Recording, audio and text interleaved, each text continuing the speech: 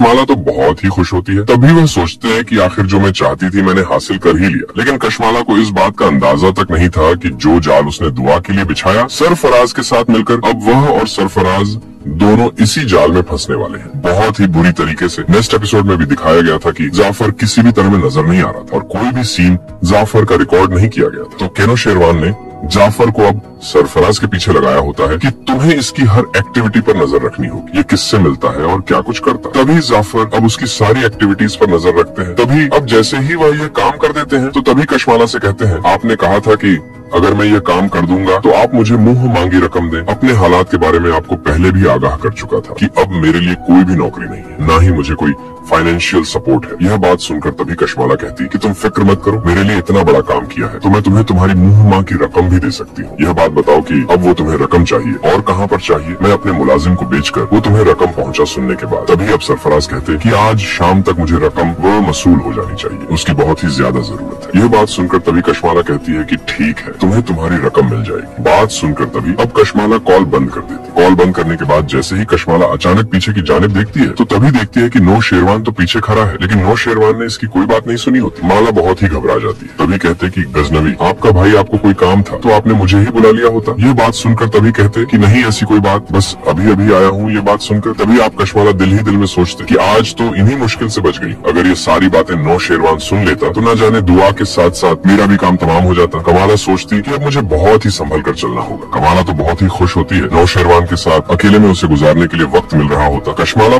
हर मुमकिन कोशिश करती है कि नौशेरवान के साथ ज्यादा से ज्यादा वक्त गुजारे, लेकिन नौशेरवान अब बहुत ही बेजार हो चुका होता है अपनी ही जिंदगी से अलग। अब भाग भाग कर नौशेरवान के काम करती है, लेकिन कशमा बात भूल चुकी थी कि उसने अपनी जिंदगी में कितने कांड किए। एक न एक दिन तो उसके सारे कांड बदला भी चुकाना होगा। जैसे ही कशमाला अपने मुलाजिम को पैसे देकर शाम को सरफराज की तरफ भेजते, तभी अब इस बात को उसे छुपाना चाहती थी, लेकिन उस बारे में नहीं पता था कि जाफर आजकल सरफराज का पीछा कर रहा है। जैसे ही कशमाला का मुलाजिम सरफराज के पास पहुंचकर उसे पैसे देता है, तभी यह देखकर अब जाफर बहुत ही हैरान रह जाता है। जाफर कहते हैं कि यह शख्स कौन है जो सरफराज को इतनी भारी रकम दे रहा है, मुझे तो कोई ना कोई गड़बड़ लग रही है। तभी अब जाफर इन दोनों की तस्वीरें बना लेता है, लेकिन जो अब सरफराज को पैसे देने के लिए आया था उसका पीछा करने के लिए चला जाता है। तभी जाफ मुलाजिम को कॉल करके बता देता है कि सरफराज एक सूटकेस लेकर जा रहा है जो कि पैसों से भरा है। किसी भी सूरत वो सरफराज पैसों का बैग लेकर नहीं जाना चाहिए, उस सूटकेस को आपको छीनना होगा। ऐसा करने में कामयाब हो जाते हैं तो मुझे यकीन है कि सरफराज सच्चाई सबके सामने उगल देगा। पर अब जैसे ही सरफराज बाइक पर अपना सूटकेस रख कर लेकर जा रहा होते हैं तो अचानक से कुछ आकर अब सरफराज से वह सूटकेस खींच लेते हैं। तभी ये देखकर अब सरफराज को तो समझ नहीं आती कि आखिर ये उसके साथ क्या हो। तो उन पैसों को सोचकर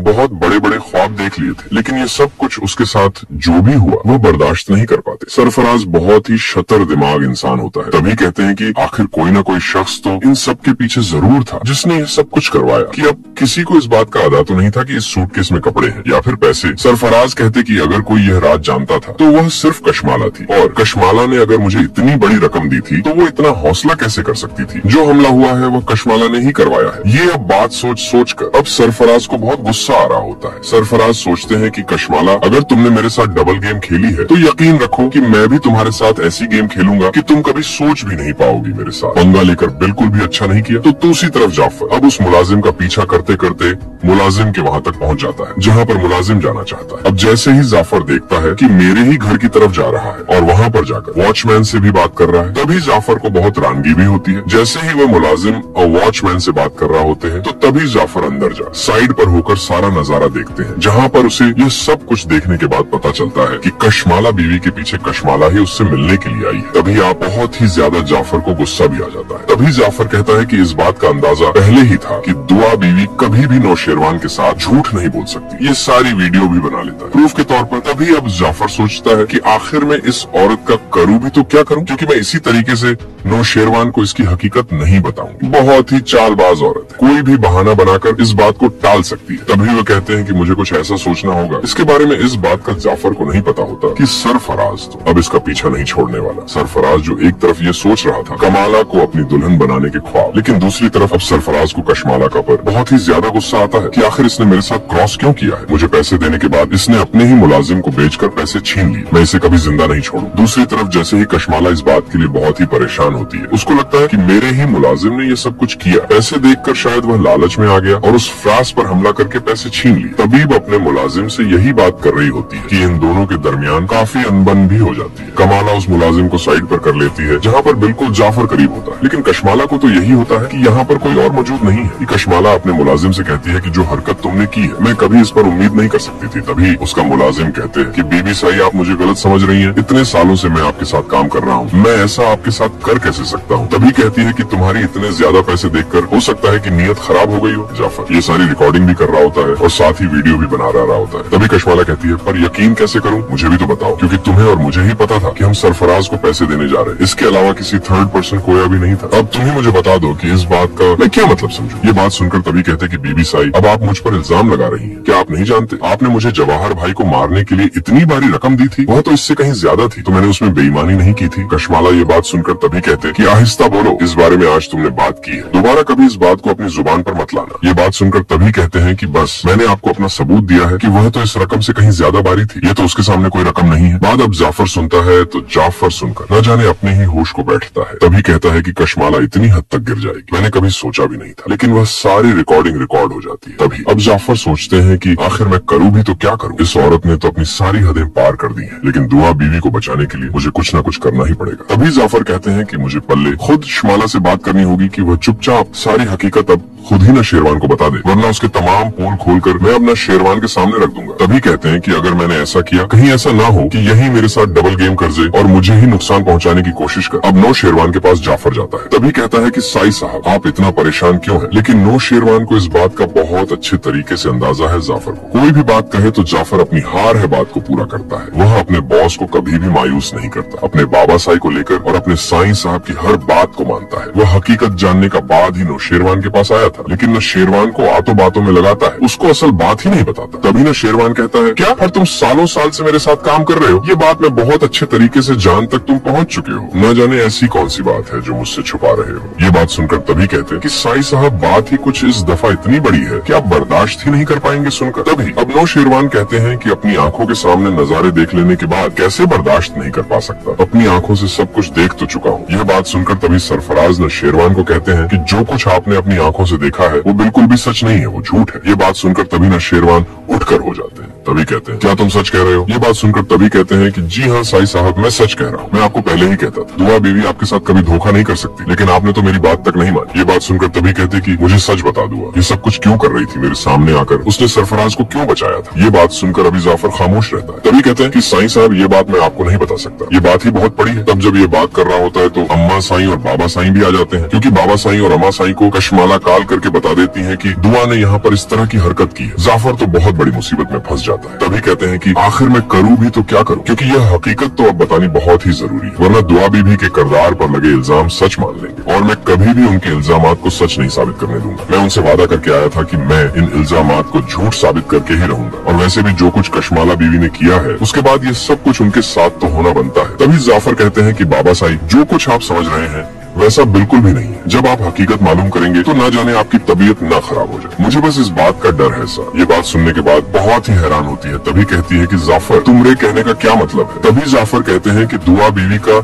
इसमें कोई भी कसूर नहीं है, अगर कोई कसूर है तो वह कशमाला बीवी का। कशमाला बीवी का कसूर ही नहीं बल्कि कशमाला बीवी ने तो बहुत बड़े बड़े गुनाह कर दिए हैं, ऐसे गुनाह जो आपको कभी चाह कर भी उनको माफ नहीं कर पाएंगे। ये बात सुनकर तभी अब दुआ के बारे में बसाई कहती है कि दुआ के बारे में बताओ कि दुआ ये सब कुछ क्यों कर रही थी, हमें कशमाला की गुनाहों के बारे में मत बताओ। हमें तो दुआ बीवी से यह बिल्कुल भी उम्मीद नहीं थी कि दुआ इस तरह से हमें धोखा दे। इस बात सुनकर तभी अबन शेरवा कहते हैं कि जाफर तुम मुझे हकीकत बताओगे, हकीकत के अलावा तुम कोई और लफ्ज नहीं बर्दाश्त कर पाओगे। अगर दुआ ने ऐसा कोई भी काम नहीं किया तो मैं उसके किरदार पर लगे इल्जाम सच साबित नहीं करना चाहता। तभी कहते हैं कि साई साहब आप ये वीडियो देख लें, आपको खुद ही अंदाजा हो जाएगा। अब जैसे ही ना शेरवान वो वीडियो सबके सामने चलाता है तो अब सबके तो रंग के रंग ही रंग के रंग जाते हैं कि ये सब कुछ क्या हो गया है। तभी अब नो शेरवान को बहुत गुस्सा आते हैं। तभी नो शेरवान कहते हैं कि कशमाला मेरी पीठ पर छुरा खोप रही थी और मुझे अंदाजा भी नहीं हो रहा था। तभी कहते कि अब तो मैं कशमाला को जिंदा नहीं छोड़ूंगा, इसका तो मैं वो हाल करूंगा कि सोच भी नहीं सकेगी। लेकिन कशमाला खुद सब कुछ सुन रही होती है। अब जैसे ही कशमाला ये सब बातें सुनती है तभी कशमाला भी बहुत परेशान हो जाती है। तभी कशमाला कहते हैं कि आखिर कैसे जाफर इन सब के तक कैसे पहुंचा, मुझे पता करना होगा। तभी कहती है कि कशमाला कि अब मैं क्या करूं, मेरे पास तो अब कोई